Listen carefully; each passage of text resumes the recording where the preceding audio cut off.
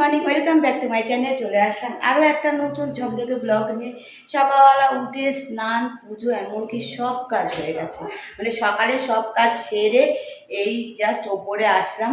আজকে টিফিনে সেরম কিছু করিনি। সবাইকে কালকে ভাত ছিল, জিৎ যেহেতু বাড়িতে আছে তাই জিৎকে ভাত দিয়ে দিয়েছি, রিউকেও ভাত দিয়ে দিয়েছিলাম। আর আমরা খেয়ে নিলাম চিড়ে ভিজিয়ে, লেবু নুন এসব চিনি টিনি দিয়ে মেখে খেয়ে নিলাম আমি, সঞ্জীব আর মা।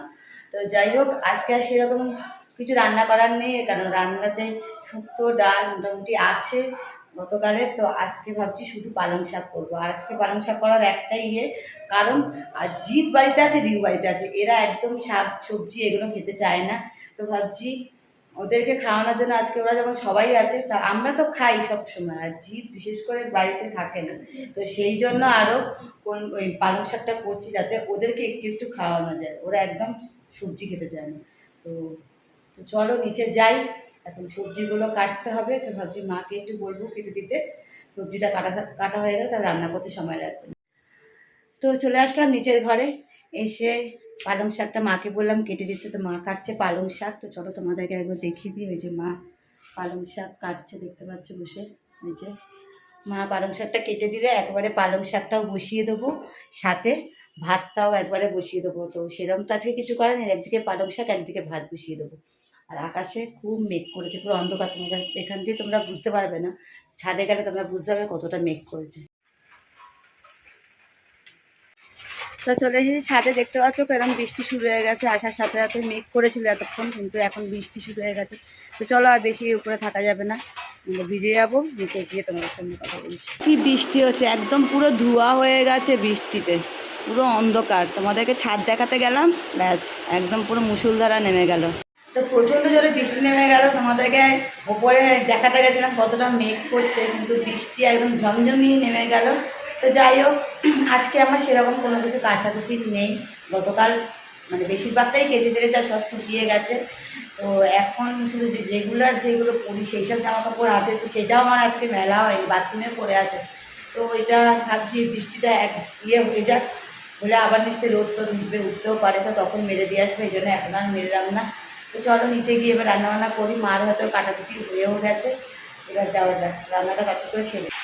তো তোমাদেরকে আমি উপরে ছাদে দেখাতে গেছিলাম যে কেমন মেঘ করেছে, ওই দেখাতে গিয়ে একদম পুরো সাথে সাথে বৃষ্টি নেমে যায়। তার নিচে করে জানলাগুলো খোলা, আর নিচে করে জানলা দিয়ে একদম মানে ছিটা বৃষ্টি এসছে, তো পুরো ঘরে জল ঢুকে এসছে।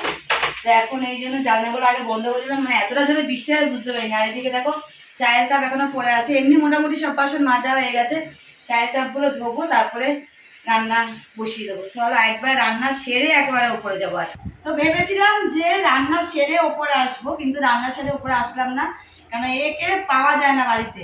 তো মাথায় একটু ভালো করে তেলও দেয় না, শ্যাম্পু করে চলে যায়, তো একটু তেলটাও তো দরকার। তো তাই বললাম যে আজকে একটু বস, বাড়িতে আছিস, মাথায় একটু তেল দিয়ে দিই। তো ভাবছি ওর তেলটা দিয়েই তারপরেই রান্না শুরু করবো। রান্নার তো আর তাড়া নেই, সে তো খাবো সেই 2টো 2:30টায় বেজে যাবে। তাই জন্য ভাবলাম যে আগে এই কাজটা সেরে নিই, মানে এ বেটা নাহলে তেল না দিয়ে কখন স্নান করে চলে আসবে দেখুন, এই জন্য তেল দিতে চলে আসলাম।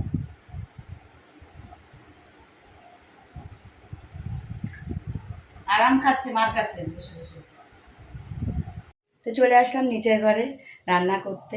তো রান্না আগেই এসছিলাম, ভেবেছিলাম একবার রান্না সেরেই ওপরে যাব, কিন্তু ভাবলাম যে না, সেটা করলে হবে না, কারণ ও যা বদমাস, তো কী করবে, এক ফাঁকে স্নান সেরে নেবে। তো ও অ্যাকচুয়ালি বাড়িতে ঠিক মতন থাকে না, তো মাথায় ঠিক মতন তেল দেয় না। শ্যাম্পুটা করে কোনো রকম, কিন্তু তেলটা দেয় না। তেলটা তো দরকার মাথায় একটু হলেও।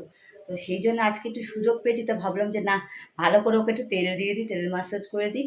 তো তারপরে বলবো যে শ্যাম্পুটা করে নিতে, 1-1.5 ঘন্টা থাকলো তেল মাথায়। তারপর আমার রান্না হয়ে গেলে তারপর ওই শ্যাম্পুটা করবে। তো ওকে ভাবছি দিয়ে বলবো শ্যাম্পুটা করে নে। তো সেই জন্য ওকে আগে সেরে দিয়ে আমি নিচে এসেছি। এসে রান্না মানে চারদিকে বসিয়ে দিয়েছি, একদিকে ভাত আর একদিকে শুক্তো বসিয়েছি। এবার তরকারি কাটা আছে, ওটা বসিয়ে দেবো। তো দেখতে পাচ্ছ এই জাস্ট বৃষ্টি হলো, যেভাবে বৃষ্টি হচ্ছে রাস্তায় কিছু কিছু জায়গায় একটু একটু করে জলও হয়ে গেল, মানে ভালো মুষলধারায় বৃষ্টি হচ্ছে। আবার রোদ উঠে গেছে, আর আমার মুখের অবস্থা দেখে তোমরা হয়তো বুঝতে পারছো পুরো ঘেমে গেছি। মানে গরমটা ঠিক যাচ্ছে না, এত বৃষ্টি হচ্ছে কিন্তু গরম যাচ্ছে না কেন কি জানি। তো চলো আর বেশি বকবক করলে আমার রান্না করতেও দেরি হয়ে যাবে, আর উপরে একটু গিয়ে যে পাখার তলা বসবো সেটাও দেরি হয়ে যাবে।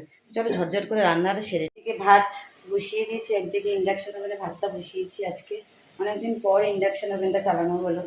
তো ইন্ডাকশন ওভেনে ভাতটা খুব ভালো হয়, তাই জন্য ভাবলাম যে ইন্ডাকশন ওভেনেই ভাতটা বসাই, কারণ ভাতটা অটোমেটিক হয়ে যায়, হয়ে বন্ধ হয়ে যায়, এই জন্য ভাতটা সুন্দর হয়। তো আর এদিকে আমার পালং শাকের জন্য এই যে পালং শাক কাটা ধোয়াও হয়ে গেছে। আর এখানে সবজি বলতে যা ঘরে ছিল হাবি জাবি সব দিয়ে দিয়েছি। আলু, কুমড়ো, বেগুন, বরবটি, কাঁকরোল, রাঙা আলু, যা ছিল মোটামুটি সব সবজি দিয়ে দিয়েছি। তো এই দিয়ে করব পালং শাক, তার সাথে বড়ি লাগবে, একটু বড়ি ভেজে করব। গরম করছি হচ্ছে শুক্তো।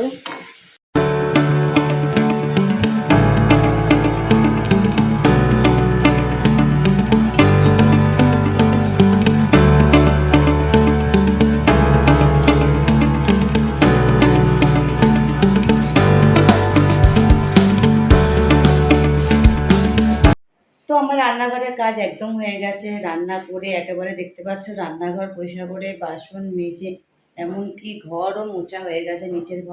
নিচের ঘরটা আগে সকাল সকাল মুছতাম, কিন্তু এখন যেহেতু রান্না বান্না পরে করি তাই জন্য ভাবি যে রান্না করে একেবারে ঘরটা মুছলে কি তাহলে সারাদিন ভালো পরিষ্কার থাকে, নাহলে রান্না করলে আবার সেই তেল কাজটা হয়ে যায়। সেই জন্য একেবারে রান্না করে রান্নাঘর পরিষ্কার করে ঘরটা মুছে নিই। তো চলো তোমাদেরকে একবার দেখিয়ে দিই কী কী রান্না করলাম। প্রথমেই দেখাই ভাত, তারপরে করলাম এগুলো তো গতকালই করা ছিল, ডাল, এগুলো সব গরম করেছি।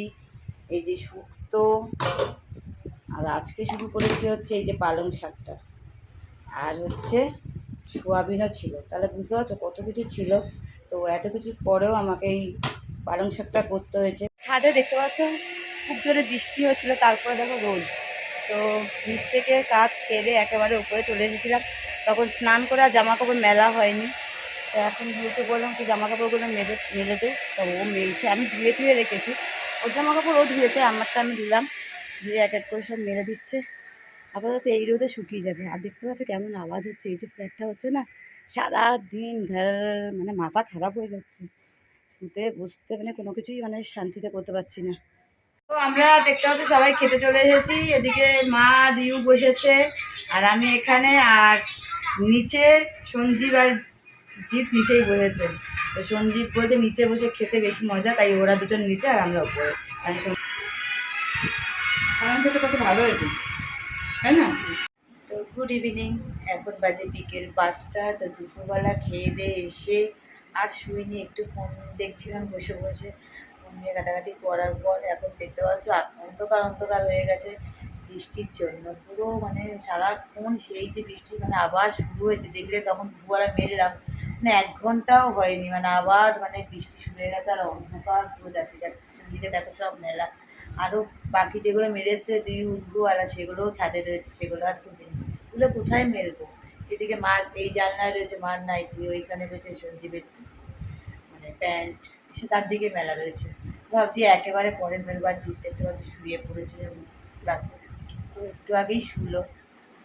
তো এখন খুব চা খেতে ইচ্ছা করছে। আর তোমাদেরকে একটা কথা বলার আছে, যে কয়দিন আগে তোমাদেরকে বলছিলাম যে ভাইয়ের বিয়ে ঠিক হয়েছে, তোমাদের ব্লগেও বলেছি, কিন্তু তখন দিন মানে তারিখটা ঠিক হয়নি, মানে একটু দোলামোনার মধ্যে ছিলাম, তাই জন্য পুরো তোমাদেরকে সেদিনটা বলতে পারিনি।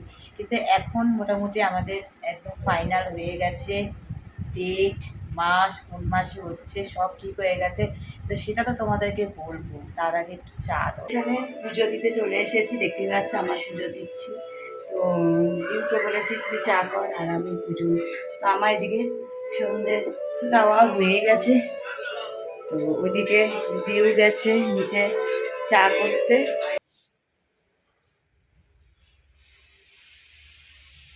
চা খেতে, তো রিউকে ভেবেছিলাম তখনই বলবো চা করতে, কিন্তু রিউ তো মোটেই যায়নি চা করতে, আমি জানতাম যাবে না। ও একবারে সন্ধ্যাবেলাই করতে চায়। তো এই যে গরম গরম চা দিয়ে বসে পড়ে চা। তো চা খেয়ে একটু বসে টিভি দেখছিলাম, তারপরে রিউ বললো খিদে পেয়েছে। আজকে যেহেতু ওর বাড়িতে আছে, আজকে এতটাই বৃষ্টি হতো তাই জন্য আর দেখতে যায়নি। তো আজকে বাড়িতে আছে, ও আমাকেই বলছিল যা টিফিন করো। তো আমার আর আজকে ইচ্ছা করছিল না, ইচ্ছা করেই আর অনেকটা করাম, গা ঢেলা দিলাম। সবসময় তো আমি করি। তো দেখি নিজের থেকেই উঠে গেল, বলছে পাস্তা আছে, তার মানে হ্যাঁ আছে। তো পাস্তা করতে গেছে, এই প্রথমবার ও আজকে পাস্তা বানাবে। তো চলো তোমাদেরকেও একটু দেখাই ও কী করছে। তো দরজা বন্ধ করে কি করছে চলো দেখি। এই ফার্স্ট টাইম। বাবা, সব শিখেছে দেখো, একটা একটা করে আলু কাটছে, একটা একটা করে পেঁয়াজ কাটছে। করুক করুক, ওকেও তো একটু শিখতে হবে, সব কিছু অল্প অল্প করে হলেও শিখতে হবে। তো দেখতে পাচ্ছি এখানে পেঁয়াজ একটু কেটেছে, চোখের জল একদম নাকের জল এক হয়ে যাচ্ছে। আর আলু কাটছে একটু একটু করে, আর ওইদিকে বোধহয় পাস্তা সিদ্ধ করে রেখেছে। চলো একটু নয় আলুটা আমি নয় কেটে দিই ওকে। আমি করবো পুরো। ও পুরো বলছে করবে। আমি শুরু করছি, আমি করবো। আচ্ছা ঠিক। তো আমি আজকে অবাক হয়ে গেলাম যে আমার মেয়ে যে পারে না আমি সবসময় বলি এটা ভুল। তো পেরেছে আজকে। এমনি সময় তো শুধু চা করে, আর দেখতে পাচ্ছি এই যে কি সুন্দর আলু পেঁয়াজ নিজে কেটেছে, একটু মোটা সোটা হয়েছে, তাও ঠিক আছে, কোনো ব্যাপার না। প্রথম করছে, ফার্স্ট টাইম এই যে করছে, এটাই আমার খুব আনন্দ লাগছে। তো ওকে যদি আমরাই যদি একটু উৎসাহিত না করি তাহলে ও কী করে উৎসাহ পাবে, তাই না? তো চলো, ও কি সুন্দর আজকে বলছে মা তুমি চলে যাও, আমি করবো বলে চলে যাও। তো কিন্তু আমি চাচ্ছি না, তাই আমি বললাম না, আমি তো দেখছি আমার বন্ধুদেরকেও তাহলে দেখাই যে আমার মেয়ে কতটা সুন্দর করে একা একা এখন পাস্তা বানাচ্ছে। তো আমার বন্ধুদেরকে না দেখালে হবে? চলে এসেছে একদম পাস্তা নিয়ে, আর পাস্তাটা দেখতে এত ভালো লেগেছে আর খেতে তো ভালো হবেই, যে খাচ্ছি খুব দারুণ করেছে।